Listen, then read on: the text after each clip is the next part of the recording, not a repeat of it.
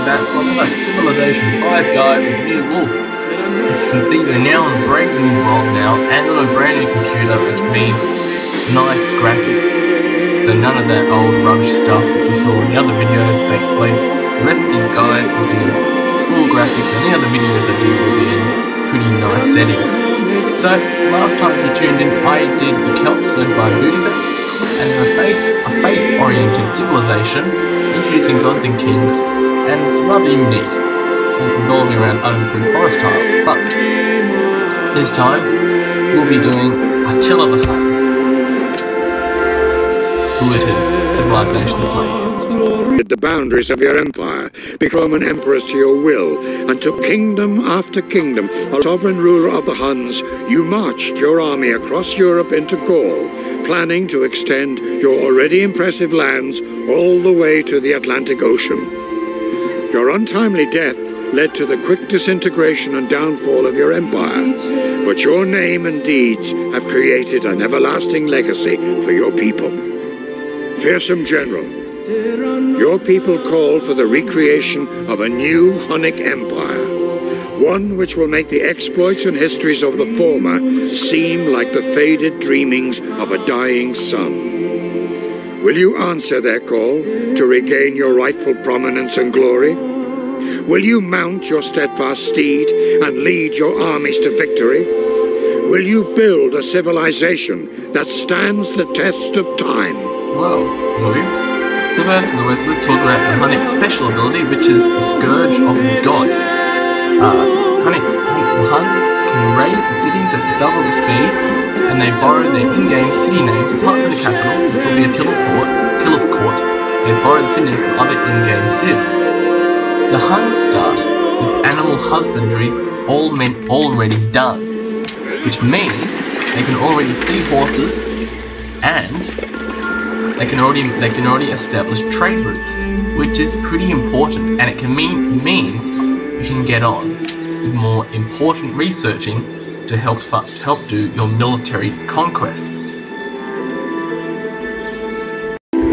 So upon researching bronze working, you unlock the Hunnic first unique unit, which is the battering ram. Now, this unit can only attack cities, but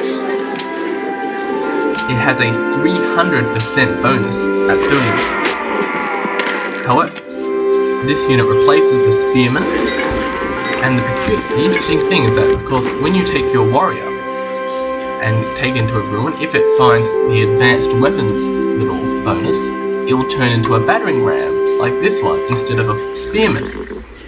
And when upgrading, it will turn into a trebuchet and not a pikeman, since it is a siege unit after all. This unit starts with cover 1, giving it 33% defense against all ranged attacks, which will be good when it gets up close against cities. So, despite being immensely powerful against cities, it can't defend itself against other units. A bit of good and a bit of bad. So upon researching the wheel, you unlock the other Hunnic unique unit, which is the horse archer. This unit does not require horses, which is absolutely fantastic. It has a 15% combat bonus versus units in open terrain, and a rough terrain movement penalty is removed in this unit. It has also +1 melee strength. This is a great unit for the Huns, and it can be spammed in a nice, allows you an early game sort of blitzkrieg strategy, rolling across your enemies.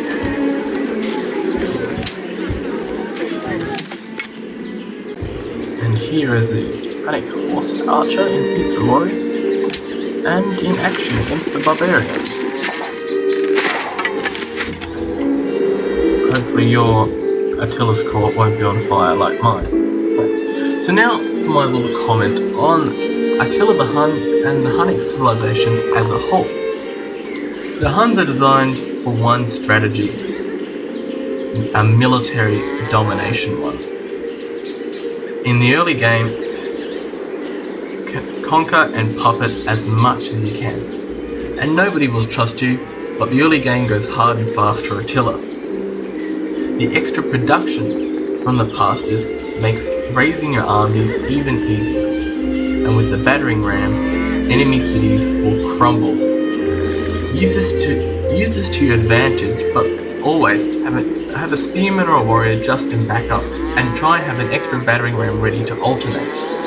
If you do get your early game warrior to upgrade to a battering ram instead of a spearman in a ruin, then you have an early battering ram, but you have to spend the production getting an extra warrior.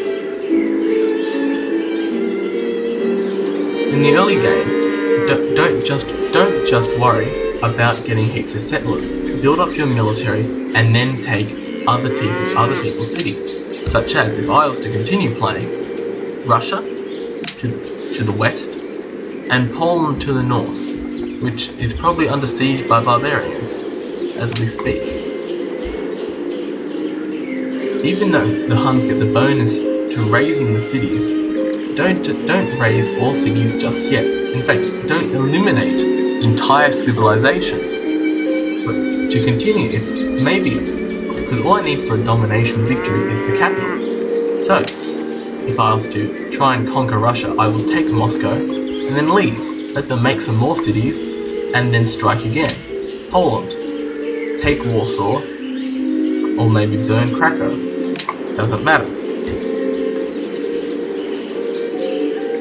And the whole logic behind this is, why make your own cities when someone else can do all the hard work for you? So, that's my review of the Hunnic civilization.